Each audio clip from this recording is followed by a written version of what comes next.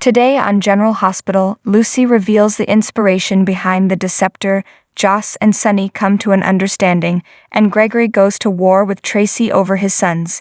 In court after the judge sentences Drew to 3 years, Carly stands up and yells, "No, you can't do that." She exclaims there was a deal on the table, but the judge says the court gets to determine the sentencing. He says Andrew Kane will serve 3 years in Pentonville. Carly again lashes out that this is a harsh sentence for a non-violent crime. Zeke runs with that point and argues Drew is a decorated Navy SEAL who also helped save the world from Victor Cassadine. The judge says it's because of that he's sentencing him to Pentonville, to show that nobody is above the law.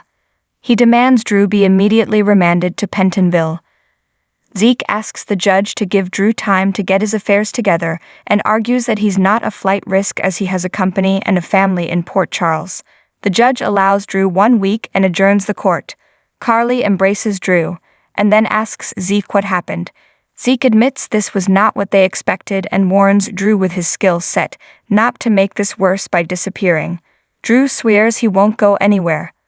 Michael says he'll be here for Drew and whatever he needs. Zeke and Michael give Carly and Drew time alone. Drew tells Carly they need to make these 7 days last a lifetime. Carly can't believe this is happening and is so sorry, but he promises it will be okay.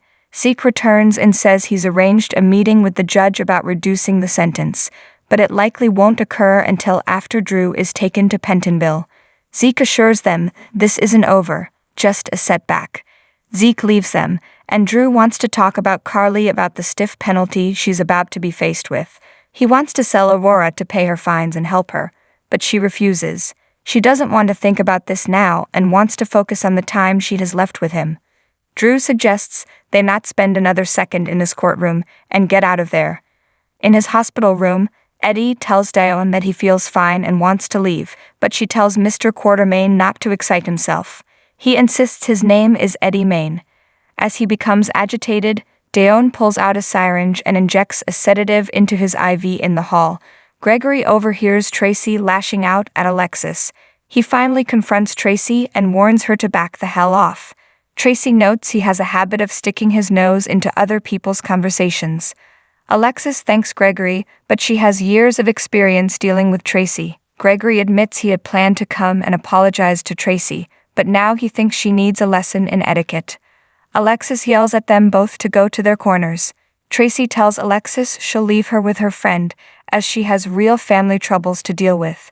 Gregory warns her to stay away from Chase, but Tracy suggests he stay away from her. Gregory apologizes to Alexis, but asks why Tracy came down so hard on her. Alexis says Tracy's MO is hateful and hurtful. Gregory wonders what she did to Alexis. Alexis details the incident with Tracy framing her, and how Chase was the arresting officer.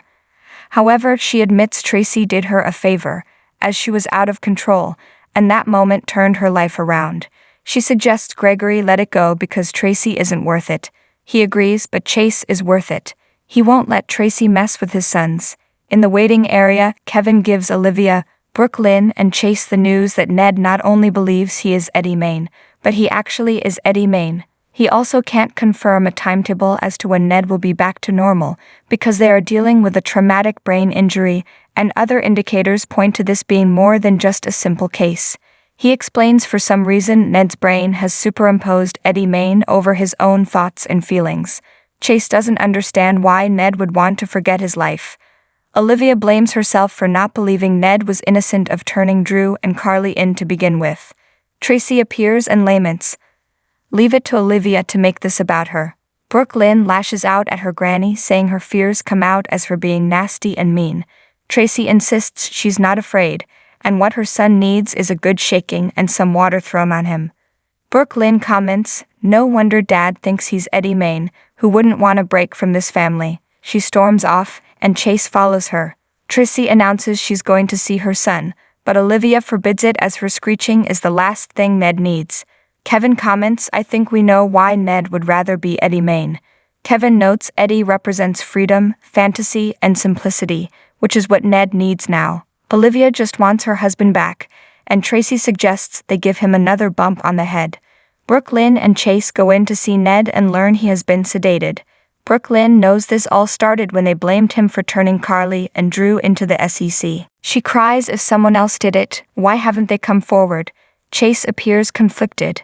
Brooklyn looks at her father and thinks he seems so peaceful, and his problems are in the past. Eddie stirs, grabs Brooklyn's arm and says, "If you want to solve my problems, then bust me out of here." Chase asks Eddie to release Brooklyn's arm, and Brooklyn promises to get him home as soon as she can. He wants to get to Vegas. She knows the rush of performing but says there is something better, the love of your family. Eddie gets that she loves her father, but the corporate lifestyle isn't for him, and thinks it's not for her either. Chase again appears concerned.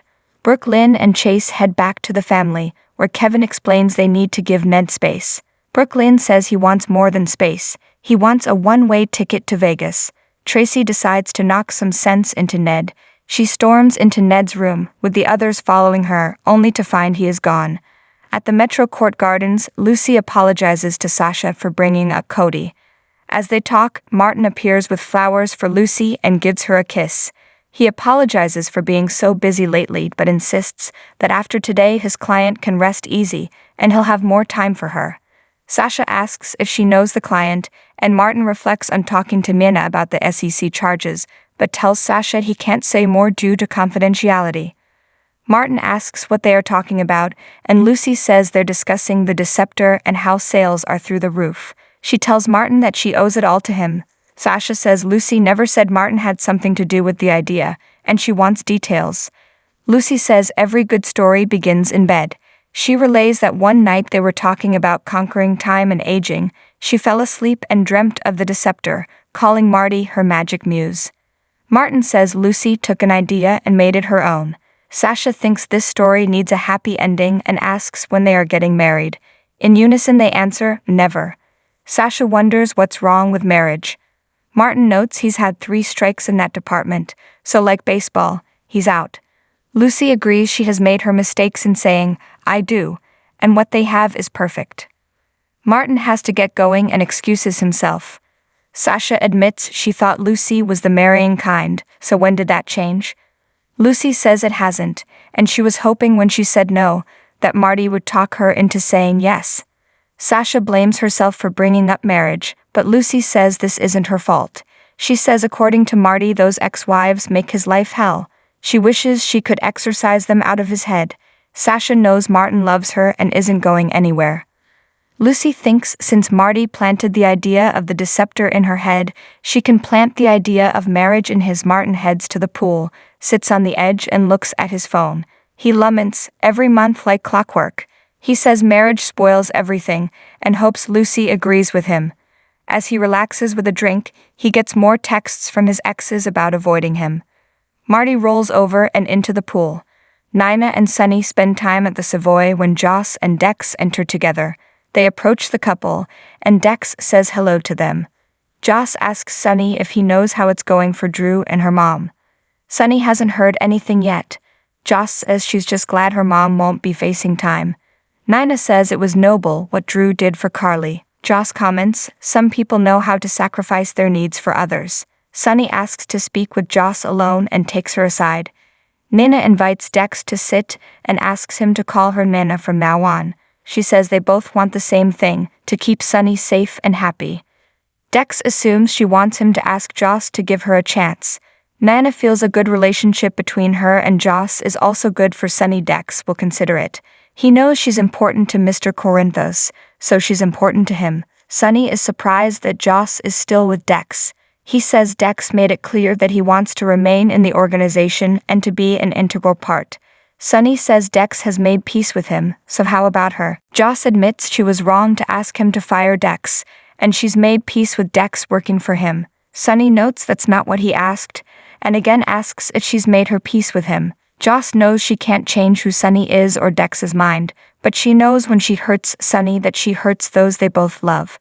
She says that's the best she can offer. Sunny hopes they'll both do better one day, but he'll accept that for now. Michael arrives and drops the bomb on everyone that Drew was given 3 years in Pentonville. Nina blurts out, it wasn't supposed to be that way. Joss asks how it was supposed to be. Nina says there was a deal in place, but Michael says the judge overrode it. Nina's phone rings and it's Ava calling with the news about Drew. Nina steps aside and says she didn't plan or want this to happen. She tells Eva that a part of her, a very tiny part, feels sorry for Carly. As she wonders what Carly will do without Drew for 3 years, Eddie walks in and sees Nina on the phone. On the next General Hospital, Ezen fears everything will fall apart. At yoga, Alexis asks Diane about Robert. Robert and Laura stand outside Anna's, and Felicia tells them not to take no for an answer. Anna laments that she feels her work is not yet done. Brooklyn tells Olivia not to panic. Michael complains Ned not being Ned is the worst outcome for Drew right now. Eddie tells Nina, just the person I've been looking for.